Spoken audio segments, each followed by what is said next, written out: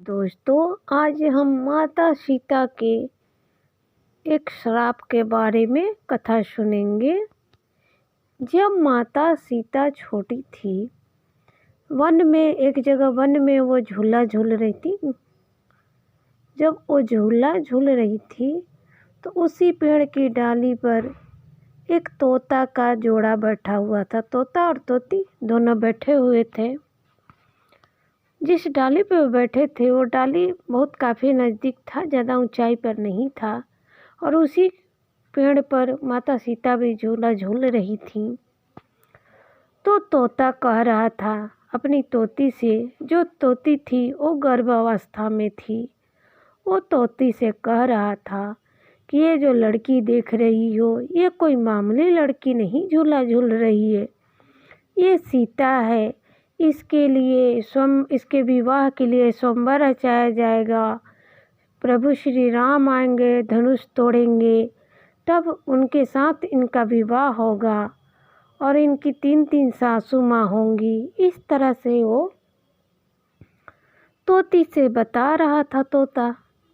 ये सारी बातें माता सीता ने सुन लिया और उन्होंने सोचा, वो तो छोटी ही थी, उन्होंने सोचा ये तो बहुत बड़ा ऋषि है।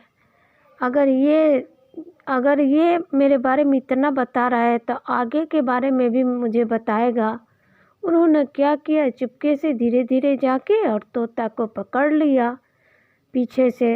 लेकिन जब तोती ने देखा कि सीता आ रही है उनको पकड़ने के लिए, तो तोती उड़ गई। लेकिन तोता पकड़ा गया और उसे वो महल में ले आई और एक पिंजरे में बंद कर दी और बार बार पूछ रही थी कि और मेरे बारे में बताओ, तुम्हें कैसे पता कि मेरा विवाह कैसे होगा, क्या होगा। तब तोता ने कहा कि माता, मैं कोई ऋषि नहीं हूँ, कुछ नहीं हूँ। मैंने एक बार नारद मुनि से आपके बारे में जो कह रहे थे वो मैंने सुन लिया था। मैं काशी में भ्रमण कर रहा था तो ये बातें मुझे जानकारी है। जो मेरी तोती है वो मतलब कि वो गर्भवती है। तो ऐसा मैंने कहते सुना है कि जो स्त्री या जो भी गर्भवती रहती हैं तो अच्छे अच्छे बातें उनको बताने चाहिए, धर्म कर्म के बातें बताने चाहिए, ताकि बच्चा पर अच्छा प्रभाव पड़ता है। यह करके मैं उसे ये सारी बातें समझा रहा था से आप मुझे छोड़ दीजिए। लेकिन माता सीता ने नहीं मानी, उसको पिंजरे में कैद करके ही रखा। कुछ दिन बीता, फिर भी तोता बोलते रहा कि मेरी तोती को प्रसव मतलब बच्चा होने का नज़दीक समय आ रहा है, उसकी देखभाल कौन करेगा, दाना कौन लाएगा। वो अकेले जंगल जंगल भटक रही होगी, माता आप मुझे छोड़ दीजिए। लेकिन सीता माँ ने नहीं माना और अंत में तोता ने सीता माता को श्राप दिया कि जैसे आज मेरी तोती वन वन भटक रही है अकेले, वैसे ही आप भी वन वन में अकेले, जब आप बच्चा होने वाला होगा तो आप भी ऐसे ही वन वन में अकेले भटकिएगा। और श्राप देखने के बाद वो तोता ने अपना प्राण त्याग दिया। जब सीता माता का विवाह हुआ, बड़ी हुई, अयोध्या से श्री राम आए, धनुष तोड़े, उनका विवाह हुआ, माता को ले गए अपने अयोध्या नगरी। वहाँ कैकेयी के कहने पर उन्हें 14 वर्ष का वनवास हुआ।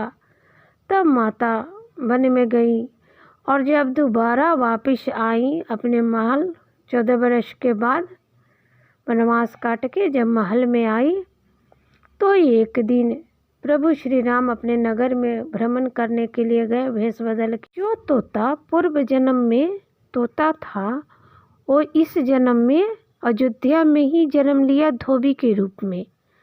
तो जब प्रभु श्री राम घूम रहे थे, भ्रमण कर रहे थे, तो उन्होंने सुना कि धोबी कह रहा था अपनी पत्नी से। उसकी पत्नी एक दिन पहले गई थी अपनी सहेली से मिलने, लेकिन किसी कारण वो घर नहीं आई रात को। तो दूसरे दिन वो धोबी जो था वो बोल रहा था अपने पत्नी को कि क्या तुमने मुझे राम समझा है, प्रभु राम समझा है, जो इतने दिन रावण के पास माता सीता रह के आई और फिर भी उन्होंने रख लिया माता सीता को। वो क्या तुम समझती हो, तुम कल रात को कहाँ थी कहाँ नहीं, मैं तुम्हें रख लूँगा।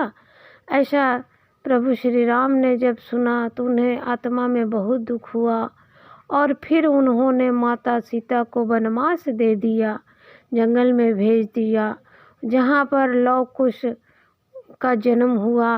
वो गर्भवती थी, उसी समय वो वनवास चली गई। तो इसे इस तरह से तोते का जो श्राप था, जो उसने तोते ने श्राप दिया था कि मेरी तोती जिस तरह से वन वन में भटक रही, आप भी एक दिन भटकिएगा, वो श्राप सच हो गया था। और इस तरह से माता भी वन वन में अकेले भटकी थी, गर्भवती अवस्था में, उनकी देखभाल कोई करने वाला नहीं था। तो इसीलिए कहते हैं दोस्तों कि अगर आप आज किसी के साथ गलत कीजिएगा तो कल आपके ऊपर भी वही आएगा, और अच्छा कीजिएगा तो कल आपके साथ भी अच्छा होगा। इसलिए कभी भी किसी के साथ गलत व्यवहार नहीं करना चाहिए। समय सबसे बड़ा बलवान होता है। समय नहीं, किसी को नहीं पता कि आज हम अच्छी ज़िंदगी जी रहे हैं तो कल क्या होगा, और कल हम बुरे ज़िंदगी जी रहे हैं तो कल उसके आगे अच्छा भी हो सकता है, किसी को ये पता नहीं। इसलिए आप जो भी आपका मिला है समय, उसको सहयोग कीजिए, उसका उपयोग कीजिए और किसी के साथ गलत मत कीजिए। नमस्कार दोस्तों।